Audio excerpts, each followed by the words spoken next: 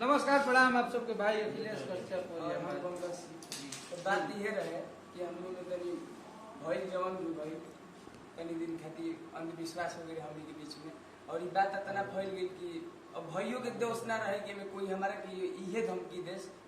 भइल ऐसा कि कोई फाइनो देता कि हुआ अपनो आदमी देता भैया के यहाँ तो हमारे पहले फोन का कोनो बड़ बात नहीं किया भैया के हम फिर बानी भैया हमारे के हमारे सही बात है। बात तेजी ले खत्म किया हमनी के, और एमे केहू के मजा लेने की जरूरत नहीं है कि जान मार दे चाहे जान उनका जान के खतरा बे में हम लोग भाई नॉर्मल बात भी अब है कि हमारो के यहाँ जितना गई हुई धमकी आई बटे कि तारे बर्बाद कर दिन भैया के यहाँ तो मान लो वही टाइप की का बिल्कुल कैसा भी हो जान की धमकी कहां दिल बड़े तो बात जान की धमकी भैया तो उतना फेस टू फेस ना दिले मतलब ये रहे लगाओ भैया ले सब चीज खत्म बा आज भाई भी हम मैनेजर बात कर बिल्कुल। और ये घर का लड़का है हम लोग का, हमनी संगे सब कोई बाप चुनू भैया बानी और पंकज के मामा जी अमित भैया विवेक भैया सब कोई बानी जो हमनी को बैठल बनी जाओ हमनी के एगो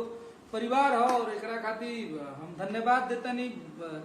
हमनी के युवा नेता जरा के कहल जाओ और बक्सर जिला के आन बान शान बक्सर के साहब कृष्णानंद सिंह छोटे चाचा और अजय चाचा सब लोग के सहयोग से हमनी के एक बानी जाओ और आजीवन एक रह जाए और एगो परिवार में बहुत परिवार हो जाला तो मैं खटपट होला तो बिल्कुल सब कुछ जब हो गया सब लोग सही है तो सही है। और ये भाई है इसको आप लोग सपोर्ट करिए और पंकज से हम यह कहब कि नीमन गाओ मेहनत करो जरूर एक दिन कोनो दबाव नहीं है ना पंकज दबाव का बात एकदम ना दिल वाली बात बस यही है कि कोई दबाव नहीं। बस हाँ बोली पंकज जौन बा सब क्लियर बा भैया हमारे बाकी बात ये बढ़ गई रहे भैया की समझल ना भैया के हम पहले ना हो गइल ना एकदम क्लियर हो भैया लोगों समझो कि केहू के धमकी ना देवे जाओ बात एकरा में दूसरा के मजा लेला के जरूरत नहीं है। सबसे पहले वो यूट्यूबर लोग के हमनी के कह देते नहीं जा कि तनकी 80 रुपया कमाए खातिर तिल के ताड़ मत बनाई जा आप सब। एकरा में हमनी के समाज में कितना गंदा प्रभाव जाता। अब हो सकता पंकज ने गलती किया अखिलेश कश्यप ने गलती किया, ये गलतियां आप लोग इतना बढ़ा चढ़ा के बता दें कि समाज में और भी लोग इसको करने के लिए सोचने लगेंगे। तो आप लोगों का काम है यूट्यूबर लोगों का कि सही चीज बताइए। सबसे बड़ा बात होला कि नाथी के शिकायत पर जाला तो बहुत बड़ दिल होला।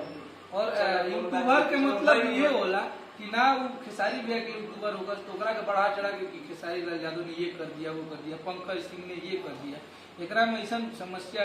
पैदा हो रही है कि दो परिवार अलग होत रहा। छोटी छोटी बात के पंकज के हम ये सोच के कबो लड़ाई झगड़ा ना कर रहे हैं कि पंकज एक सुपरस्टार गायक है चाहे बहुत बड़ा हम इनका आजीवन छोट भाई मान ले बनी और छोट भाई समझ के इनके संगे हम ले रही और जो लाइव में इनका पे हमला भई चाहे थप्पड़ के मतलब ओकरा खातिर हम फिर से सॉरी बोलत नहीं कि बिल्कुल ना हो के चाहिए हमरा से वो गलती भइल बा। एकरा के हम हमेशा सॉरी बोल ले बनी कि हमरा ना चाहते हुए भी हो गई जो कि आप सब लाइव में देख रहे हैं इना हो गई। अभी सब बंद उन करके चुपचाप से लोग गाना बजाना चालू कीजिए, गाना वाना गाई जाओ। पंकज जो नया गाना होता साफ सुथरा बढ़िया वाला गाना है पंकज सुपर हिट। जितना विवाद में पंकज का वीडियो चला है अगर उतना विवाद में अगर मिलियन व्यूज ना आए गाना में तो पंकज कुछ बच कर ले चलो। अभी बोलो पंकज को सपोर्ट आप लोग इस विवाद के लिए किए हैं इसके गाने पे कीजिए तो पंकज का गाना हिट करा दीजिए। जितने यूट्यूबर लोग हैं जितने लोग चढ़ाए हैं इस भाई के गाने का प्रमोशन करेंगे उस दिन मुझे आप लोगों की मोहब्बत दीजिए। इस भाई को आप लोगों ने इतना सपोर्ट किया। हर हर महादेव, जय हर हर महादेव।